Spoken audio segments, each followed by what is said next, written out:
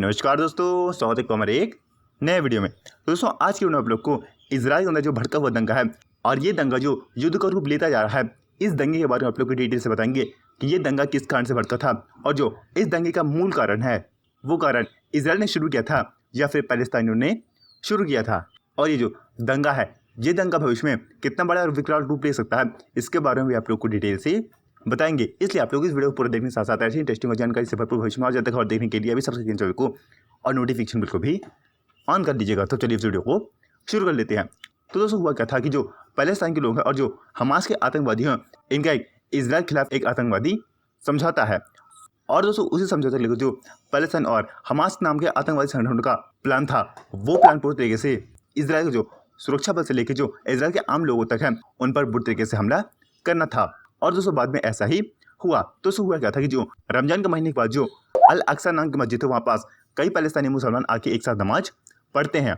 और इजराइल की सरकार उसने गाइडलाइन जारी करके ये कहा था कि जो इस मस्जिद के अंदर नमाज पढ़ने वाले मुसलमान होंगे वो मुसलमान बारीकी से अंदर जाएंगे और बिना किसी परेशानी और बिना एक दूसरे को नुकसान पहुंचाए ही वहां से नमाज पढ़ के बाहर आएंगे। और ऐसा लगातार बारी बारी से चलता रहेगा। फिर दोस्तों उसके बाद जो हमास और जो ये पैलेस्तानी मुसलमान हैं, इनका जो प्लान था उस प्लान को और ज्यादा हवा मिल गए। और जो ये पैलेस्तानी मुसलमान हैं, ये पैलेस्तानी मुसलमान मस्जिद के अंदर इतने बड़े बड़े पत्थर जमा करके रखे हुए थे जिनसे एक आम इंसान की जान भी जा सकती है।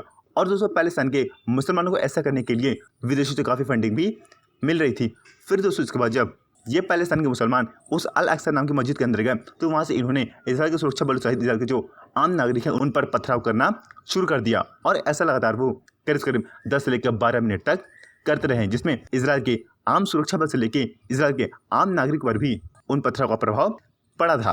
फिर दोस्तों इसके बाद जब जो इजराइल की फोर्स है उसने जब इन पैलेस्ताइनियों पर कार्रवाई करना शुरू कर दी, कुछ ही समय बाद जो हमास नाम का आतंकवादी संगठन है उसने लगातार अपने प्लान के मुताबिक इजराइल के ऊपर करीब 100 से लेकर 150 रॉकेट अचानक ही दाग दिए, जिसमें दोस्तों जो इजराइल का आयरन डोम नाम का मिसाइल डिफेंस सिस्टम है ये भी उन रॉकेट को डिटेक्ट करके मार करने में पूरी तरीके से चूक गया था। और फिर उसके बाद जो हमास के रॉकेट थे वो रॉकेट न सिर्फ इजराइल के सिविलियन इलाके पर गिरे बल्कि जो इजराइल के बने आर्थिक प्रोजेक्ट और जो इंडस्ट्रियल इंफ्रास्ट्रक्चर थे उन इंफ्रास्ट्रक्चर को भी बहुत ज़्यादा मात्रा में नुकसान पहुंचा था।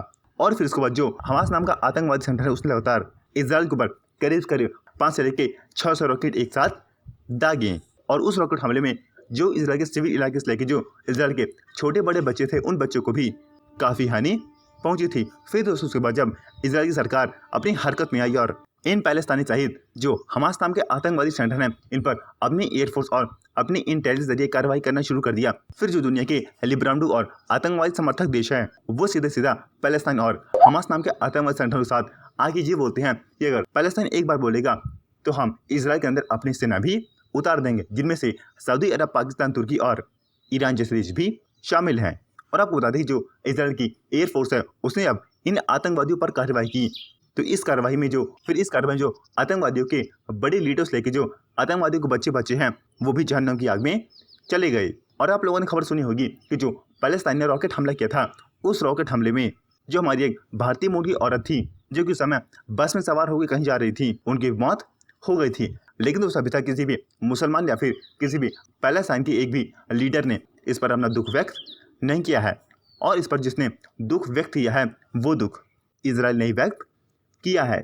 और आपको बता दें कि इजराइल का ये कहना है कि अब जो इजराइल हमला कर रहा है इस हमले की जो सीमा है वो सीमा अब कहीं तक, और इजराइल के रास्ते में जो आएगा इजराइल उसे ठोंकता चला जाएगा। और इजराइल ने ये ऐलान कर दिया है कि जब तक हम इस हिंसा के एक एक आतंकवादी और उस आतंकवादी के एक एक समर्थक को ढूंढ कर नहीं मार देते तब तक हम चैन से नहीं बैठेंगे। और पाकिस्तान, तुर्की जो ये दावा कर रहे हैं कि वो इजराइल के खिलाफ अपनी सेना उतारेंगे तो उनको एक नहीं बल्कि 10 बार सोचना चाहिए कि अगर उन्होंने साफ साफ एक बार इजराइल को भी छेड़ दिया तो उनके आने वाले कई दशक भी बर्बाद हो सकते हैं। और इसे साथ साथ हमें कि विपक्ष पार्टी के साथ साथ जो इजराइल की विपक्ष पार्टी है वो ताकत इन आतंकवादियों को जहन्नुम की आग में झोंकने के लिए इजराइल सरकार पर दबाव बना रही है। तो दोस्तों उम्मीद है आप लोग को इस बारे में पूरी जानकारी मिल गई होगी कि जो ये दंगा हुआ था ये दंगा का मूल जड़ क्या था।